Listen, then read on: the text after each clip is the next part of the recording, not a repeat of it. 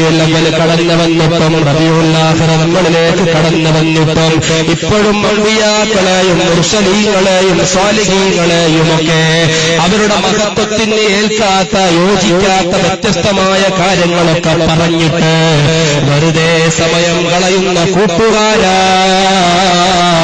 നിനക്ക് ഇസ്ലാം എന്താണെന്ന് മനസ്സിലായിട്ടുണ്ടോ? ഇസ്ലാമിന്റെ ആത്മീയത നിനക്ക് ബോധ്യപ്പെട്ടിട്ടുണ്ടോ? അതുകൊണ്ട് പഠിക്കണം. അറിയില്ലാത്തവർ പഠിക്കണം. വിശ്വാസിയെ സംബന്ധിച്ചിടത്തോളം പഠിച്ചുകൊണ്ടിരിക്കൽ അവന്റെ നിർബന്ധ ബാധ്യതയാണ്. ത്വലബുൽ ഇൽമി ഫരീളത്തുൻ അലാ കുല്ലി മുസ്ലിമിൻ വ മുസ്ലിമാ. അതേ മതപഠനമായ ജ്ഞാനം ആർജിക്കുക എന്നുള്ളത് മുഴുവൻ സ്ത്രീ പുരുഷന്മാരുടെ മേലിലും മുഴുവൻ മുസ്ലിം സ്ത്രീ പുരുഷന്മാരുടെ മേലിലും നിർബന്ധ ബാധ്യതയാണെന്ന് ലോകത്തിന്റെ നേതാവ് മുഹമ്മദ് മുസ്തഫ സല്ലല്ലാഹു അലൈഹി വസല്ലമ തങ്ങൾ പഠിപ്പിക്കുമ്പോൾ വിവരമില്ലാതെ മതത്തിന്റെ പ്രമാണങ്ങളെ വളച്ചൊടിച്ച് ആരെങ്കിലും എന്തെങ്കിലും എഴുതിവിടുന്നത് വിശ്വസിച്ച് സത്യപ്രസ്ഥാനത്തിൽ നിന്നും മാറി നിൽക്കല്ല കൂട്ടുകാരാ.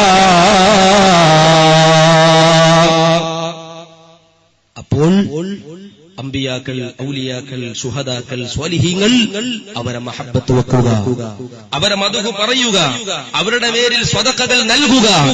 ഇതൊക്കെ ആ മഹബ്ബത്തിന്റെ അള്ളാഹുവിന്റെ വിഷയത്തിൽ സ്നേഹിക്കുന്നതിന്റെ ഘടകങ്ങളാണെന്ന് മഹത്തുക്കൾ രേഖപ്പെടുത്തി വെച്ചത് നമ്മൾ പറഞ്ഞു.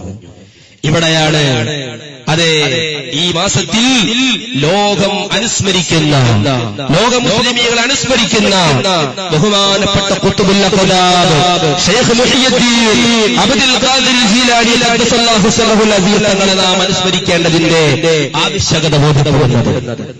പ്രിയപ്പെട്ട സഹോദരന്മാരെ, ആരായിരുന്നു ശൈഖ് ജീലാനി? ഏതു സമയത്താണ് ശൈഖ് ജീലാനി റളിയല്ലാഹു അൻഹു രംഗപ്രവേശനം ചെയ്യുന്നത്? ഇതൊക്കെ പഠിച്ചാൽ ഒരുപാട് മാതൃകകൾ ആ ജീവിതത്തിൽ നിന്നും നമുക്ക് ഒപ്പിയെടുക്കേണ്ടതായുണ്ട്. പ്രിയപ്പെട്ടവരെ, അതെ ബാല്യകാലം തന്നെ ഒരുപാട് പരീക്ഷണങ്ങൾ നേരിട്ടു. തന്റെ 5-ാം വയസ്സായപ്പോഴേക്കും തന്റെ പിതാവ് മരണപ്പെട്ടു. തന്റെ ഉമ്മയാണ് തന്റെ പ്രാഥമികമായ കാര്യങ്ങളൊക്കെ നിർവഹിച്ചത്. തന്റെ വിദ്യാഭ്യാസപരമായ കാര്യങ്ങളും തന്റെ ആത്മീയമായ മുന്നേറ്റത്തിന്റെ പിന്നിൽ ചുക്കാൻ പിടിച്ചതും അവിടുത്തെ പ്രിയപ്പെട്ട മാതാവാണ് എന്നുള്ളത് ഇവിടെ ഒരുമിച്ചുകൂടി എന്റെ പ്രിയപ്പെട്ട സഹോദരിമാർ ഉണർത്തുകയാണ്. ആ പ്രിയപ്പെട്ട മാതാവിന്റെ ശിക്ഷണത്തിൽ വളർന്നു വലുതായി. അങ്ങനെ 18 വയസ്സങ്ങ് തികഞ്ഞപ്പോൾ സുബ്ഹാനല്ലാഹ് ധാരാളം ഇൽമുകൾ കരസ്ഥമാക്കിയിട്ടുണ്ട്, ഖുർആൻ മനഃപ്പാഠമാക്കിയിട്ടുണ്ട്. പക്ഷേ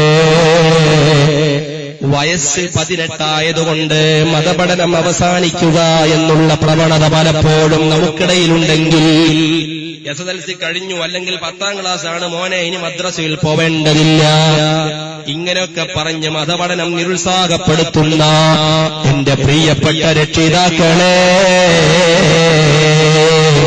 ശൈഖ് ജീലാനി ഖദ്ദസല്ലാഹു സിർറഹുൽ അസീസ് തങ്ങളുടെ മാതാവ് തന്റെ പ്രിയപ്പെട്ട മകന് 18 വയസ്സായപ്പോ ഇനി ഉപരിപഠനത്തിനും ഉന്നതമായ ആത്മീയ ജ്ഞാനത്തിനു വേണ്ടിയിട്ട് ഇറാനിലെ ജീലാനിയിൽ നിന്ന് ഇറാഖിലെ ബാഗ്ദാദിലേക്ക് പറഞ്ഞയക്കുകയാണ്. വഴി മുഴുവനും അപകടങ്ങൾ നിറഞ്ഞു നിൽക്കുന്ന സാഹചര്യമാണ്.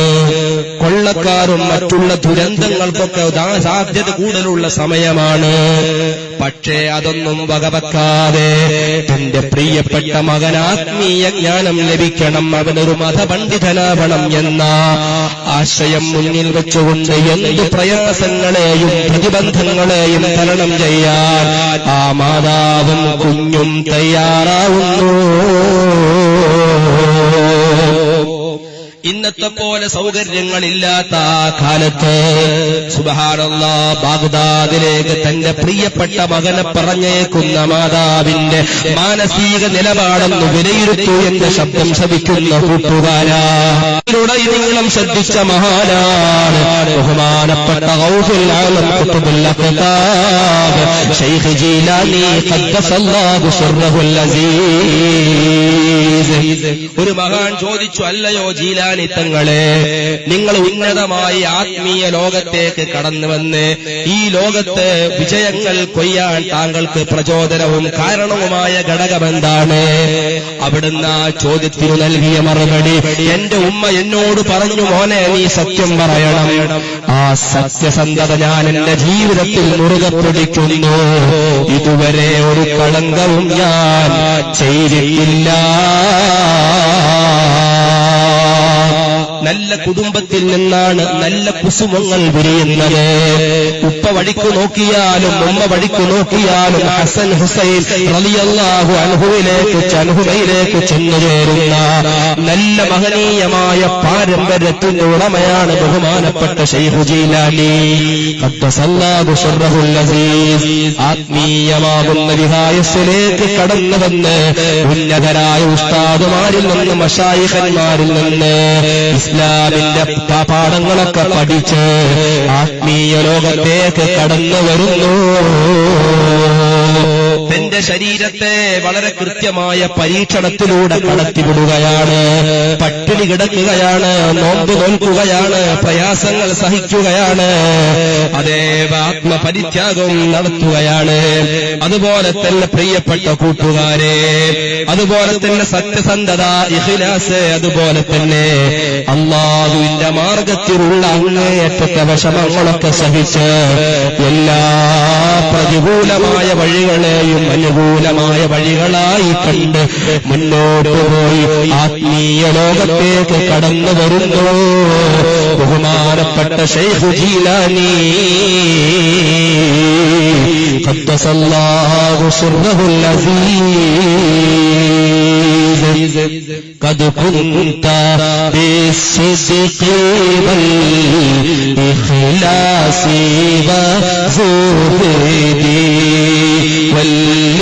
والاجتهاد وفي البعد والعهد فكل أهل التقى والزهد والجود